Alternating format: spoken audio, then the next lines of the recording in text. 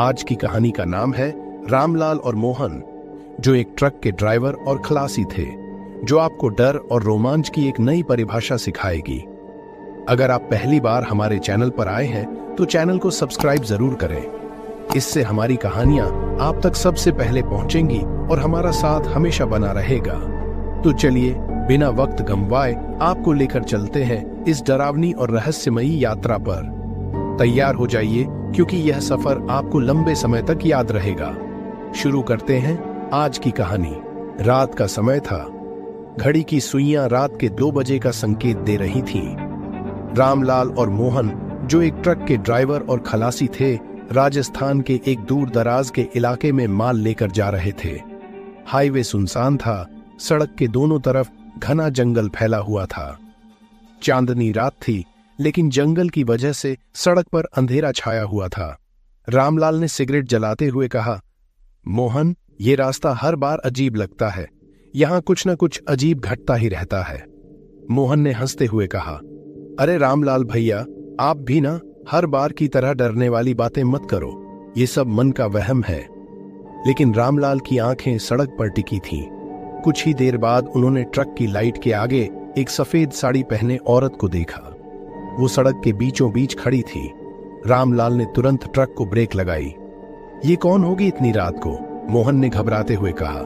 रामलाल ने झिझकते हुए ट्रक का शीशा नीचे किया और औरत से पूछा, बहन जी, इस वक्त यहाँ क्या कर रही हो?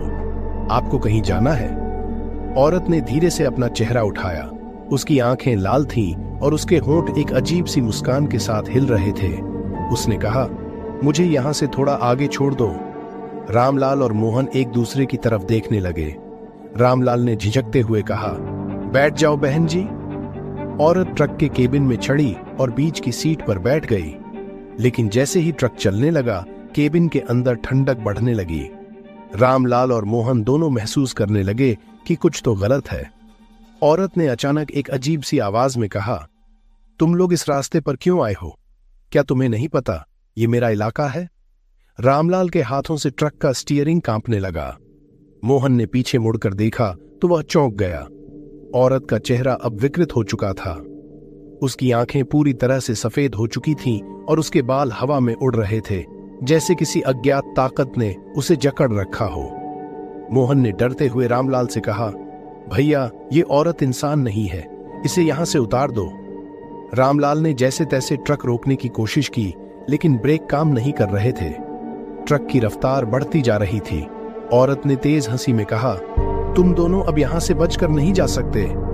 रामलाल ने हिम्मत जुटाई और एक हाथ से स्टीयरिंग संभालते हुए दूसरी तरफ बैठी औरत की तरफ हनुमान चालीसा पढ़ना शुरू कर दिया। जैसे ही उसने यह करना शुरू किया, औरत दर्द भरी चीख मारने लगी। बस बस, चुप हो जाओ, वह चीखते हुए बोली। अचानक ट्रक का इंजन बंद हो गया और चारों तरफ सन्नाटा छा गया। जब रामलाल और मोहन ने आंखें खोली तो औरत गायब थी। दोनों ने बिना समय गंवाए ट्रक स्टार्ट किया और पूरी रफ्तार से उस सुनसान हाईवे को पार कर गए। जब उन्होंने गांव के एक ढाबे पर ट्रक रोका तो वहां के बूढ़े मालिक ने कहा, तुम दोनों सही सलामत यहां तक पहुंच गए, ये चमत्कार है। वो औरत इस रास्ते पर आने वालों को नहीं छोड़ती।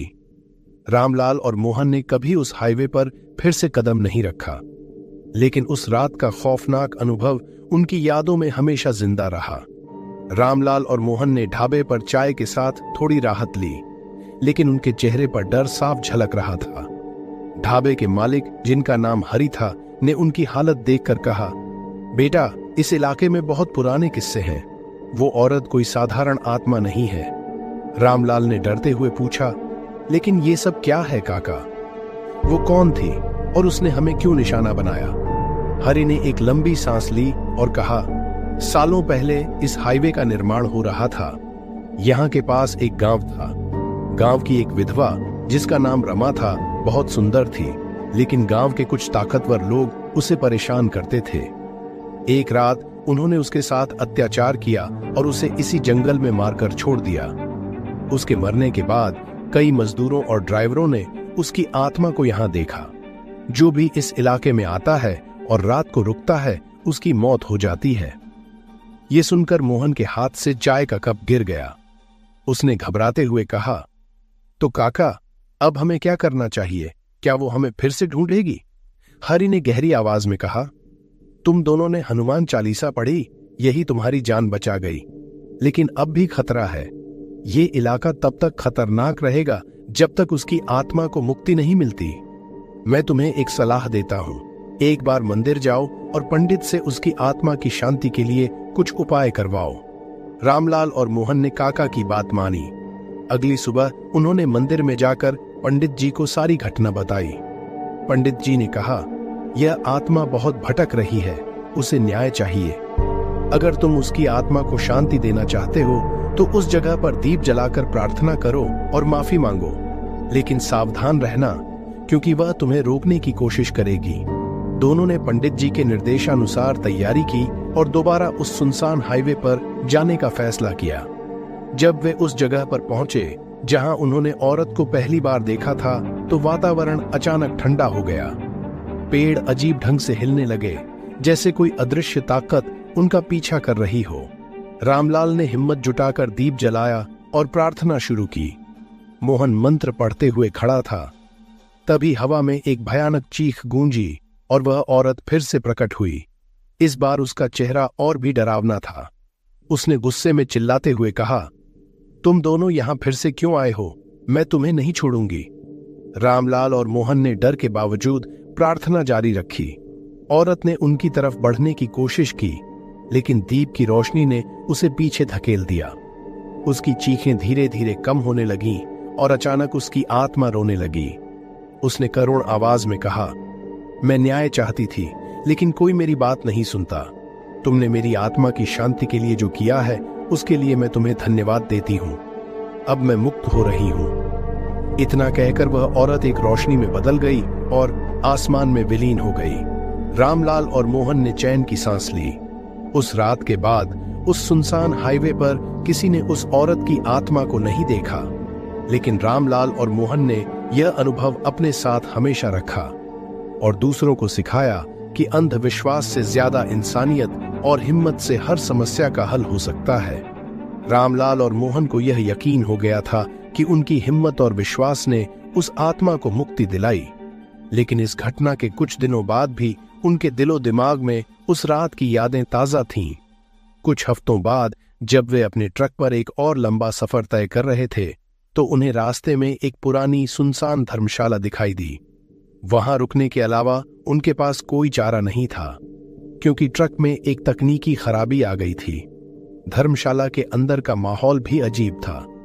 मोहन ने ठंडी हवा को महसूस करते हुए कहा, रामलाल भैया, ये जगह भी कुछ सही नहीं लग रही। रामलाल ने कहा, डर मत, बस रात काट लें, सुबह होते ही यहां से निकल जाएंगे। जैसे ही वे सोने के लिए लेटे, रात के करीब 1 बजे अचानक दरवाजा खुद ब खुद चरमरा कर खुल गया। मोहन हड़बड़ा कर उठ बैठा। उसने देखा कि एक पुराना सफेद कपड़ों में लिपटा आदमी दरवाजे के पास खड़ा था। उसकी आंखें खाली थीं, जैसे गहराई में घूर रही हों। उस आदमी ने गहरी आवाज में कहा, तुम दोनों ने मुझे क्यों बुलाया? रामलाल और मोहन का खून जम गया। रामलाल ने कांपते हुए कहा, हमने तुम्हें नहीं बुलाया। तुम कौन हो? आदमी ने मुस्कुराते हुए कहा, तुम्हारी हिम्मत ने उस आत्मा को मुक्त कर दिया, लेकिन क्या तुमने सोचा है कि जो उस आत्मा के साथ हुआ, उसके पीछे का सच क्या था? रामलाल ने हिम्मत जुटाकर पूछा, तुम क्या कहना चाहते हो? आदमी ने कहा, उस हाईवे पर जिस औरत को तुमने मुक्त किया, वह सिर्फ एक पीड़ित आत्मा नहीं थी, वह उस जगह के अतीत की गवाह थी। उस जगह पर और भी कई आत्माएं हैं जिन्हें न्याय चाहिए। यह सुनकर मोहन ने डरते हुए पूछा, हम और क्या कर सकते हैं? आदमी ने कहा, अगर तुम सच्चे दिल से मदद करना चाहते हो तो इस धर्मशाला के पीछे बने पुराने कुएं तक जाओ, वहां तुम्हें सच्चाई मिलेगी। रामलाल और मोहन ने एक दूसरे की तरफ देखा और हिम्मत करके धर्मशाला के पीछे गए। वहां उन्हें एक बहुत पुराना और सूखा कुआं दिखा। जैसे ही उन्होंने कुएं के पास जाकर झांका, अंदर से अचानक एक महिला की चीख सुनाई दी। वह चीखती हुई कह रही थी, मुझे बाहर निकालो, मुझे बचाओ। रामलाल और मोहन ने सोचा कि यह कोई आत्मा की साजिश हो सकती है, लेकिन फिर उन्होंने देखा कि कुएं के अंदर से धुआं निकलने लगा। अचानक कुएं के चारों ओर जमीन हिलने लगी। रामलाल ने तुरंत एक माचिस निकाली और कुएं के पास दीप जलाया। मोहन ने फिर से हनुमान चालीसा पढ़नी शुरू कर दी। धीरे धीरे कुएं से उठता धुआं गायब होने लगा और अंदर से एक अजीब सी आवाज आई, अब हमें शांति मिल गई, धन्यवाद। सुबह होते ही रामलाल और मोहन ने धर्मशाला को छोड़ दिया और कस्बे के लोगों को इस घटना के बारे में बताया। यह कहानी उस इलाके में फैल गई। बाद में उस कुएं को पूरी तरह साफ किया गया और वहां एक छोटा सा मंदिर बना दिया गया। रामलाल और मोहन ने उस घटना के बाद हमेशा यह निश्चय किया कि वे जहां भी जाएं, अगर किसी को मदद की जरूरत हो तो बिना डरे मदद करेंगे। उनका सफर तो जारी रहा, लेकिन हर बार जब वे उस इलाके के पास से गुजरते तो उन्हें यह एहसास होता कि उनकी हिम्मत और इंसानियत ने कई आत्माओं को मुक्ति दिलाई थी। रामलाल और मोहन के लिए यह घटना एक नई शुरुआत की तरह थी। उन्होंने महसूस किया कि उनकी जिंदगी सिर्फ सामान ढोने तक सीमित नहीं है, बल्कि उनके पास किसी की मदद करने और बदलाव लाने की ताकत भी है। लेकिन इन अनुभवों ने उन्हें यह भी सिखाया कि हर रहस्य और हर आत्मा की कहानी के पीछे कोई न कोई गहरी सच्चाई छिपी होती है। कुछ महीनों बाद वे एक और यात्रा पर निकले। इस बार उन्हें एक और सुनसान रास्ते से गुजरना पड़ा। जैसे ही वे उस इलाके में पहुंचे, अचानक ट्रक का इंजन बंद हो गया। घड़ी रात के करीब 12 बजे का वक्त दिखा रही थी। मोहन ने तुरंत घबराकर कहा, भैया, ये जगह फिर से कुछ अजीब लग रही है, इंजन क्यों बंद हो गया? रामलाल ने कहा, शांत रह मोहन, पहले ट्रक को ठीक करने की कोशिश करते हैं। जैसे ही वे ट्रक से बाहर निकले, चारों तरफ घना सन्नाटा छा गया। पेड़ों से पत्तों के सरसराने की आवाज भी डरावनी लग रही थी। रामलाल ट्रक का बोनट खोलकर इंजन देखने लगा, जबकि मोहन चारों तरफ नजरें घुमाकर कोई हलचल महसूस करने की कोशिश कर रहा था। तभी दूर से किसी के पैरों की आहट सुनाई दी। यह आहट धीरे धीरे उनके करीब आ रही थी। मोहन ने रामलाल को चेतावनी दी, भैया, कोई हमारी तरफ आ रहा है। दोनों ने टॉर्च जलाकर उस तरफ देखा, लेकिन वहां कोई नहीं था। लेकिन फिर भी आहट जारी रही। जैसे जैसे आवाज तेज होती गई, रामलाल और मोहन की धड़कनें तेज होती गईं। अचानक ट्रक के ऊपर कुछ भारी चीज गिरने की आवाज आई। दोनों ने ऊपर देखा तो वहां एक पुराना झुका हुआ आदमी बैठा था, जिसकी आंखें चमक रही थीं। उसने डरावनी आवाज में कहा, तुम क्यों बार बार ऐसी जगहों पर आते हो? रामलाल और मोहन डर के बावजूद चिल्लाए, तुम कौन हो और हमें क्यों रोक रहे हो? उस आदमी ने हंसते हुए कहा, मैं इस जंगल का रखवाला हूं। तुम जिन आत्माओं को मुक्त कर रहे हो, वे यहाँ की कड़ी का हिस्सा थीं। हर आत्मा की मुक्ति यहाँ के संतुलन को बिगाड़ रही है। अब तुम्हें इसकी कीमत चुकानी होगी। रामलाल ने अपनी हिम्मत को इकट्ठा करते हुए कहा, अगर हमने किसी की मदद की है तो उसमें गलत क्या है? हम किसी को दुख नहीं पहुंचाना चाहते। आदमी गुस्से से चिल्लाया, तुम्हारी हिम्मत की वजह से मेरी ताकत कमजोर हो रही है। तुम्हें अब यहीं रुकना होगा। तभी रामलाल को याद आया कि उन्होंने पंडित जी से एक रक्षा सूत्र लिया था, जिसे वह हमेशा अपने साथ रखते थे। उन्होंने वह सूत्र निकाला और आदमी की तरफ फेंक दिया। जैसे ही सूत्र उसके पास पहुंचा, वह चीखने लगा और धुएं में बदलकर गायब हो गया। उसके गायब होते ही ट्रक का इंजन अचानक चालू हो गया। रामलाल और मोहन ने बिना समय गंवाए ट्रक स्टार्ट किया और तेजी से वहां से निकल गए। उस रात ने उन्हें यह सिखाया कि हर बार हर आत्मा को मदद की जरूरत नहीं होती। कुछ शक्तियां सिर्फ अपने फायदे के लिए लोगों को फंसाती हैं।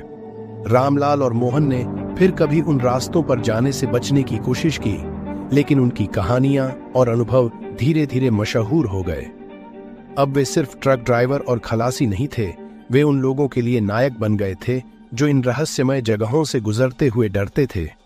उनकी कहानियां आज भी लोग सुनते हैं और वे खुद इस बात का सबूत बन गए कि डर और साहस के बीच बस एक छोटा सा कदम होता है जो किसी को हीरो बना सकता है। रामलाल और मोहन की जिंदगी उन खौफनाक घटनाओं से बदल चुकी थी। वे जानते थे कि जो कुछ उन्होंने देखा और महसूस किया वह साधारण नहीं था। हालांकि उनकी बहादुरी और हिम्मत ने उन्हें हर बार बचा लिया, पर अब उनके अंदर एक नई समझ पैदा हो चुकी थी। हर अदृश्य ताकत को छेड़ना जरूरी नहीं होता। कुछ समय बीत गया। एक दिन उन्हें एक आखिरी बार उसी हाईवे से गुजरना पड़ा। इस बार वे पहले से तैयार थे। रक्षा सूत्र, पवित्र जल और हनुमान चालीसा उनके साथ थी। वे जानते थे कि कुछ न कुछ जरूर होगा, लेकिन उन्होंने फैसला किया कि अगर कोई आखिरी लड़ाई भी लड़नी पड़ी तो वे पीछे नहीं हटेंगे। रात के समय जब वे उस सुनसान रास्ते पर पहुंचे तो चारों तरफ अजीब सी खामोशी थी। हवा भी मानो ठहर गई थी। ट्रक अपनी रफ्तार से चल रहा था, लेकिन दोनों की आंखें सड़क और जंगल पर टिकी हुई थीं। तभी अचानक ट्रक के आगे धुंध छा गई। यह कोई सामान्य धुंध नहीं थी, यह काली और घनी थी, जैसे उसमें कुछ छिपा हुआ हो। ट्रक रुकने लगा और इंजन बार बार बंद होने की कोशिश करने लगा। रामलाल ने ब्रेक लगाया और ट्रक रुक गया। दोनों ने देखा कि सड़क के बीचों बीच एक बड़ी परछाई खड़ी थी। यह वही रहस्यमय आदमी था जिसे वे धर्मशाला के पास देख चुके थे, पर इस बार उसकी ताकत और खतरनाक लग रही थी। उसने गुस्से में कहा, तुम दोनों ने बहुत हस्तक्षेप किया है। यह रास्ता मेरे अधिकार में है और तुमने इसे अशांत कर दिया है। आज तुम दोनों यहां से जिंदा नहीं जाओगे। रामलाल और मोहन ने अपनी हिम्मत जुटाई। रामलाल ने कहा, अगर हमने किसी की आत्मा को मुक्ति दिलाई है तो हमने कुछ गलत नहीं किया। हम बस अपना काम कर रहे थे। तुम हमें डरा नहीं सकते। आदमी जोर से हंसा और हवा में लहराने लगा। उसकी आंखें आग जैसी जलने लगीं। जंगल में पेड़ तेजी से हिलने लगे और आसपास की जमीन कांपने लगी। मोहन ने तुरंत हनुमान चालीसा पढ़ना शुरू कर दिया। जैसे ही मंत्रों की आवाज गूंजने लगी, आदमी ने चीखते हुए कहा, यह मंत्र मेरी ताकत को खत्म कर रहा है, बंद करो इसे। रामलाल ने हिम्मत करके पवित्र जल की बोतल निकाली और आदमी की तरफ फेंकी। पानी के गिरते ही वह दर्द से चीखने लगा। धीरे धीरे उसकी परछाई छोटी होने लगी। वह कहने लगा, तुमने मेरी ताकत छीन ली, लेकिन याद रखना, हर आत्मा को मुक्ति नहीं मिल सकती। कुछ रहस्य हमेशा बने रहते हैं। इतना कहकर वह धुएं में बदलकर गायब हो गया। साथ ही जंगल शांत हो गया।